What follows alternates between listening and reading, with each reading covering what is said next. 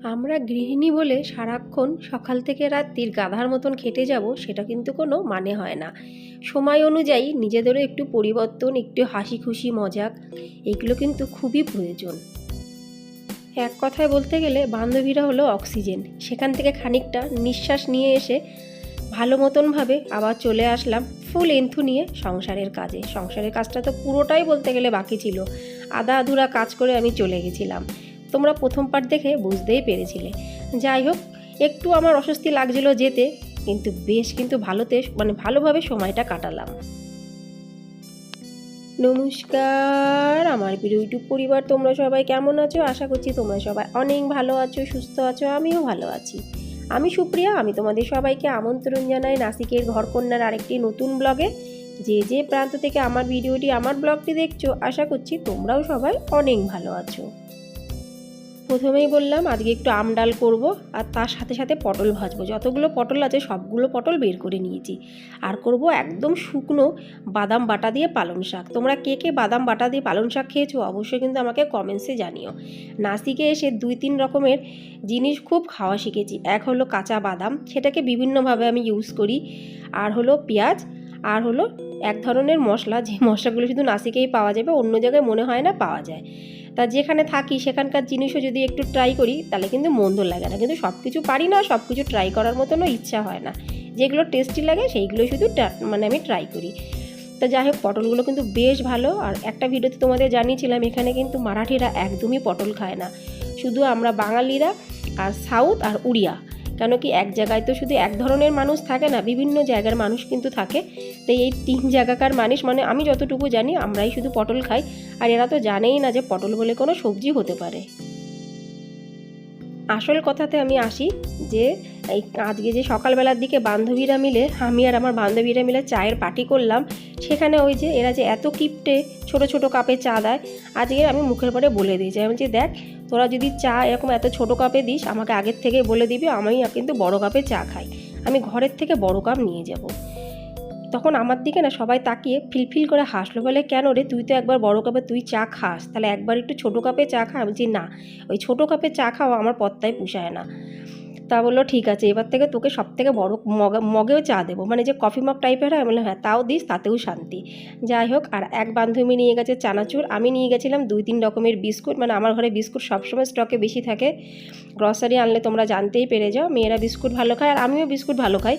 আমি 2-3 রকমের বিস্কুট। আর এক বান্ধবী করে নিয়ে গেছিলো ধনে পাতার পকোড়া। ধনে পাতাগুলো কিন্তু ছোট ছোট পকোড়া না, পুরো গোটা গোটা ধনে পাতা, বেশ কি সুন্দর বেসনে ডুবিয়ে ডুবিয়ে পকোড়া বানিয়েছে, অদ্ভুত কিন্তু খেতে। আশা রাখছি আমি একবার ট্রাই করব ঘরে, আর যদি ভালো হয় তোমাদের সাথে অবশ্যই আমি শেয়ার করব। যাই হোক, সকালে এত খাওয়া খেয়ে আসলাম। আর দুধ চার সাথে যে কোনো জিনিস খেলে কিন্তু পেটটা বেশ ভরা ভরা থাকে। দুপুরবেলায় খাওয়ার আমার সেই কোনো মানসিকতাই নেই, কিন্তু রান্না তো করতেই হবে।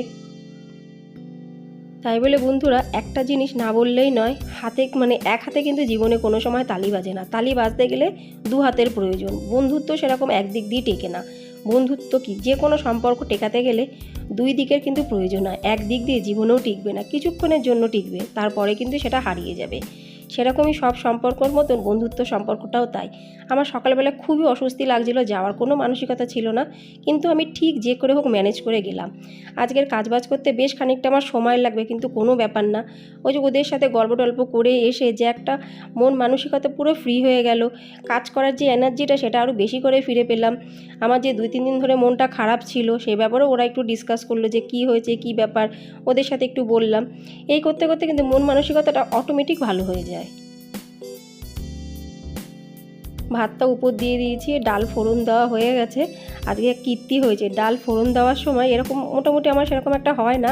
কুকারের নিচে ছিল জল, মানে যেখানে কুকারটা রেখেছিলাম প্রেশার কুকারটা, গ্যাসের স্ল্যাবের পরে ওখানে জল ছিল, আর কুকারের ঠিক নিচটাতে জল লেগেছিল। ফোড়ন দেওয়ার সময় সেই জলের ফোঁটাগুলো তেলের মধ্যে পড়েছে, আর ছিক ছিক করে সেই তেল আর জল মিশিয়ে মুখের দিকে ছিকা মানে আসছিল, কিন্তু বেঁচে গেছি, অল্পতেই হয়ে গেছে।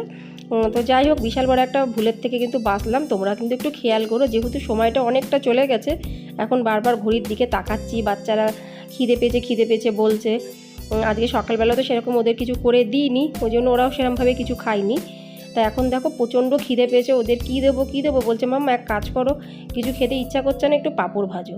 তা নিলাম এখানে বিভিন্ন ধরনের পাঁপড়। আমার কাছে কিন্তু স্টকে বিভিন্ন ধরনের বিভিন্ন টেস্টের পাঁপড় আছে, সাবুর পাঁপড় থেকে শুরু করে আলুর পাঁপড়, মশলা পাঁপড়, সুজির পাঁপড়, বিভিন্ন ধরনের পাঁপড় আছে। এখানে মারাঠিরা কিন্তু কেউ পাঁপড় কেনে না, বেশিরভাগ মানুষই এখানে ঘরে পাঁপড় বানায়। পুরো বছরকার পাঁপড় একসাথে বানিয়ে রাখে, বছরকার মশলা বানিয়ে রাখে। এখানে যা করবে পুরো এক এক বছরের জন্য করে, মানে বুঝতেই পারছো কী পরিমাণে এরা মানে নিজের স্বাস্থ্য সম্পর্কে সচেতন। আর আমরা কি বাইরের থেকে কিনে এনে খাওয়াটা পছন্দ করি, যেটা একদমই উচিত নয়। তা যাই হোক, অনেক রকমের পাঁপড় ভাজলাম, এখন মেয়েদেরকে একটু পাঁপড় ভাজা দেবো। আর ওরা অন্য কিছু খেতে চাইছে না, অনেকটা বেলা হয়ে গেছে। একে তো টক ডাল করেছি, তার সাথে পাঁপড় ভাজাটাও হয়ে যাবে। পটল ভাজাও আমার হয়ে গেছে, পটল ভাজাটা আমি রেখে দিচ্ছি একটা পাত্রে। যতগুলো পটল ছিল সবগুলোই ভেজে নিয়েছি, আর কোনো পটল নেই ফ্রিজে। চলো এবার কমেন্টস পড়া যাক। প্রতিদিনকার মতো আজও খুব সুন্দর দুটো কমেন্টস তোমাদের সাথে আমি শেয়ার করব। প্রথম কমেন্টসটি লিখেছে যেমন তেমন দিদিভাই। যেমন তেমন দিদিভাই লিখেছে, সুপ্রিয়া বোন আমিও সাবুর পাঁপড় খুব ভালোবাসি। সত্যি দিদিভাই, সাবুর পাঁপড় খেতে না দারুণ লাগে, আর সাবুর পাঁপড়ও নাসিকে এসেই আমি খাওয়া শিখেছি। তার সাথে সাথে লিখেছে দিদিভাই যে তোমার মতন আমিও হাত দিয়ে সব কিছু করি, চামচ ইউজ করতে সেরকম পারি না। হ্যাঁ গো দিদিভাই, একদম সত্যি কথা। চামচ জন্য মনে হয় যেন দেখানি করছি, মানে যে কোনো কিছু, সেটা আলু মাখা হোক কি বড়ি দেওয়া হোক, যাই হোক না কেন, সেটা যদি আমরা সরাসরি হাত দিয়ে করি সেটা কিন্তু বেশ টেস্টও ভালো হয় আর বেশ ভালোও লাগে, আর নিজেরও কোনো একটা অনেকটা সুবিধা হয়। এবার দ্বিতীয় কমেন্টসটি পড়ছি। দ্বিতীয় কমেন্টসটি লিখেছে mini blog with Mallika. Mallika দিদিভাই লিখেছে তোমার ভিডিও আমি মাঝে মধ্যেই দেখি, আমার খুব ভালো লাগে। অসংখ্য ধন্যবাদ মল্লিকা দিদিভাই, তুমি যে আমার ভিডিও দেখো আর ভিডিও দেখে সুন্দর সুন্দর মন্তব্য করো, তার জন্য অনেক ধন্যবাদ, অনেক অনেক ভালোবাসা। আর তোমাদের সবার যে আমার ভিডিওগুলো ভালো লাগে, তো এটা শুনলে কিন্তু ভিডিও বানানোর যে একটা এনার্জি, যে একটা মানসিকতা, সেটা কিন্তু আরও বেশি পরিমাণে জেগে ওঠে। যে যে বন্ধুরা আমার ভিডিও দেখে কমেন্টস করো, সবাইকে অনেক ধন্যবাদ, অনেক ভালোবাসা। আর যারা শুধু ভিডিও দেখো তাদেরকেও অনেক ধন্যবাদ, অনেক অনেক ভালোবাসা। দেখো এক থালা পাঁপড় আমি ভেজে নিয়ে এসেছি। এটা শুধু এখনকার জন্য না, দুপুরবেলা প্লাস রাতের জন্য। রাতে আবার কি আলাদা করে করব। আমি আর আমার ছোটো মেয়ে পাঁপড় খেতে বসলাম, দেখো ও খেতে পারলো না, এক কামড় দিয়েই বললো মাম্মা দাঁতে ব্যথা করছে। ওকে আর আমি জোর করলাম না। তারপরে থালাটা নিয়ে আসলাম বড় মেয়ের কাছে। আমি বললাম কী খাবি, তাড়াতাড়ি খেয়ে নে, বাকিটা আমি তুলে রাখবো পটের ভেতরে। আর পাঁপড় তো গরম গরম, গরম পাঁপড় কিন্তু যে কোনো পাত্রের মধ্যে তুলে রাখলে ঠান্ডা হয়ে গেলে সেটা নরম হয়ে যায়। দেখো বন্ধুরা, তোমাদেরকে দেখাচ্ছি এখানে কত রকমের পাঁপড় ভেজেছি। এই যে বড় সাদা সাদা পাঁপড় দেখছো, এটা সাবুর পাঁপড়। এই সাবুর পাঁপড়গুলো যে খেতে কী দারুণ লাগে, অদ্ভুত লাগে। এগুলো কিন্তু সবই এই নাসিকেই, শুধু একটাই ব্যাট পাঁপড়, সেটা হলো কলকাতা। আর এটা মশলা পাঁপড়, এক ধরনের বেশ মানে মশলা টাইপের, কী করে বানাই আমি জানি না, শুধু খাই। আর এটা তো ব্যাট পাঁপড় কলকাতাতে পাওয়া যায় এখন বর্তমানে, বছরখানিক ধরে এখানেও পাওয়া যাচ্ছে। আর তার সাথে সাথে দেখো আর এক ধরনের পাঁপড় আছে, একটু ছোট ছোট সাইজের, ওটাও কিন্তু নাসিকের পাঁপড়। ওটা একদম সিম্পল পাঁপড়, ওটাও খেতে কিন্তু মন্দ লাগে না। যাই হোক, আজকে দুপুরের মেনু কি কি বানালাম, পটল ভাজা, আর এই দেখো বাদাম বাটা দিয়ে কি করে আমি পালং শাক করেছি। বাদাম কিন্তু একদম পুরো গুঁড়ো না, একটু কাদ্দুকাস করে রেখেছি, খিচখিচে টাইপের পাঁপড়, আর এই যে আম ডাল, আর তার সাথে কিন্তু ভাত। এই গরমের দিনে এই হালকা পাতলা রান্না কিন্তু খাওয়াটা পুরো জমে যায়। সব সময় যে বিশাল হেভি খাবার সব সময় কিন্তু ভালো লাগে না, মাঝে মধ্যে হালকা পাতলা খাবারটাও কিন্তু খাওয়া উচিত। আমার এই রান্নাবান্না পুরো শেষ। এখন আমি যাব একটু বাসন ধোবো, ঘর ঝাড় দেবো, ঘর মুছবো, এইসব কাজ কিন্তু এখন পুরোটাই বাকি রয়ে গেছে। বাসন আমার ধোয়া হয়ে গেছে, তো এগুলো বাসনগুলো সব আমি এই বাসনের র্যাকে সাজাবো। প্রত্যেক দিনই দুই পা এক জায়গা করার মতন কিন্তু সময় থাকে না, শুধু দৌড়াচ্ছি আর দৌড়াচ্ছি। কেন দৌড়াচ্ছি, কিসের জন্য দৌড়াচ্ছি, কী কারণে দৌড়াচ্ছি জানি না, শুধু এটাই জানি সংসার করতে হবে, রান্না করতে হবে, ঘর মুছতে হবে, বাচ্চাদের দেখতে হবে, জামা কাপড় কাচতে হবে, স্নান করতে হবে, পুজো দিতে হবে, খাওয়া দাওয়া করতে হবে। এর বাইরেও যে একটা জগৎ আছে সেটা কিন্তু মাঝে মধ্যে আমরা গৃহিণীরা ভুলে যাই। কিন্তু আমার বান্ধবীর পরে রাগ, আমি যে খানিকক্ষণ রেগেছিলাম, সেই রাগটা কিন্তু কিছুই না, ওই রেগেছিলাম নিজের সংসারের স্বার্থে। কিন্তু এই যে বাইরে গিয়ে খানিকটা আমি আনন্দ করে আসলাম, এটাই কিন্তু বিশাল বড় একটা অক্সিজেন। যে অক্সিজেন সিলিন্ডারটা চোখে দেখা যায় না, শুধু উপলব্ধি করা যায়। কিন্তু এটা তো সব সময় সম্ভব না, এক আধ দিন ঠিক আছে, এক আধ দিন ভালোও লাগে। আর একটা হাসির কথা তোমাদের আমি শেয়ার না করে পারলাম না। আমারই বান্ধবীরা একদিন মারাঠি সিনেমা দেখার জন্য আমাকে খুব বেশি জোর করেছিল, সেদিন না গিয়ে আমি পারলাম না। একে তো মারাঠি কিছুই বুঝবো না, ওরা জানে কিন্তু আমি বুঝবো না। কিন্তু যে হেড আমাদের টিমের মধ্যে, তাকে আমি বলেছিলাম আমাকে কিন্তু তোরা তোদের পাশে বসাবি, আর পুরো মুভিটার কিন্তু মানে আমাকে বোঝাবি।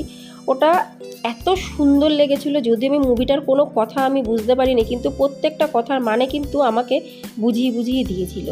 মানে বাড়িতে কাজের দিদিরা আসলে কিসে সুবিধা হয় আর কিসে অসুবিধা হয়, এই নিয়ে মুভিটা মানে অসম্ভব ভালো একটা মুভি। আর সেটার নামটা আমি ঠিক মনে নেই বলে বলতে পারছি না। এরকম কিছু কিছু ক্ষেত্র আছে যেগুলো শুধু বান্ধবীদের সাথেই কাটানো যায়, আর বান্ধবীদের সাথেই ভালো লাগে। আমি তো সিনেমা, আমি আমার কর্তামশাই, আমার মেয়েরা অনেকবারই দেখি, কিন্তু সেই আনন্দের মুহূর্তটা আর এই আনন্দের মুহূর্তটা কিন্তু অনেকটাই আলাদা। মাঝে মধ্যে কাজ করতে করতে সত্যি কথা বলতে বন্ধুরা, আমিও কিন্তু উবে যাই। মুখে বলি না ঠিকই, কিন্তু আমারও মনে হয় একটু নিঃশ্বাসের প্রয়োজন, একটু হাসি খুশি থাকি, কিন্তু ওই যে সময়টাকে অ্যাডজাস্ট করতে পারি না।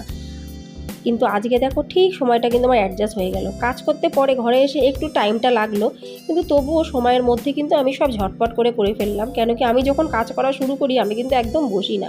আমার ভিডিও দেখলে তোমরা জানতেই পেরে যাও, আমি কন্টিনিউ করে যাই, ওই জন্য সময়টা বেঁচে যায়। তার মাঝখানে একটু মেয়েদের তো দেখতেই হবে, যেহেতু এখন মেয়েদের স্কুল ছুটি, মেয়েদেরও স্নান হয়ে গেছে। মাথাটা আজকে ঘষলাম, মাথাটা বেশ নোংরা হয়েছে। মাথাটা ঘষেছি, ঘরদোর পুরো চকচকে পরিষ্কার হয়ে গেছে। এবার পুজো দিয়ে তারপর আমরা তিনজনে মিলে একসাথে খেয়ে নেব। এই প্ল্যাটফর্মে কাজ করতে করতে অনেক কিছু শিখেছি, অনেক বন্ধু পেয়েছি, বান্ধবী পেয়েছি, দাদা বৌদি, কাকিমা জেঠিমা এই প্ল্যাটফর্মেরই। আবার বাস্তবেও কিন্তু আমার আশেপাশের মানুষও এমন অনেক অনেক পেয়েছি যারা নিজেদের আত্মীয় স্বজনের থেকেও অনেক দূর। আর আমার আত্মীয় স্বজন তো বলতে গেলে সবই কলকাতায়, শুধু বোম্বে আমার একটা মাসি আছে, তাও আমার 6-7 বছর হয়ে গেছে সেখানে যাওয়া নেই। ওই জন্য মাসি আমার পুরো রেগে বসে আছে, বলছে তোকে আর আমি আসতে বলবো না, তোর যখন ইচ্ছে তুই তখন আসিস। ভালো সময় হোক কি খারাপ সময় হোক, সবার কাছে ভালো খারাপ সময় দুটোই আসে। কেউ বলতে পারবে না যে সে শুধু ভালোতে আছে কিংবা কেউ শুধু খারাপে আছে। জীবনের প্রত্যেকটা সময় যেমন আমরা উপলব্ধি করি, সেরকম জীবনের প্রত্যেকটা সুখ ও আনন্দকে উপলব্ধি করাটা একদম কিন্তু উচিত। সারা দিনভর পরিশ্রম করে মাঝে মধ্যে যদি একটু নিঃশ্বাস নিই, তাতে ক্ষতি কোথায়?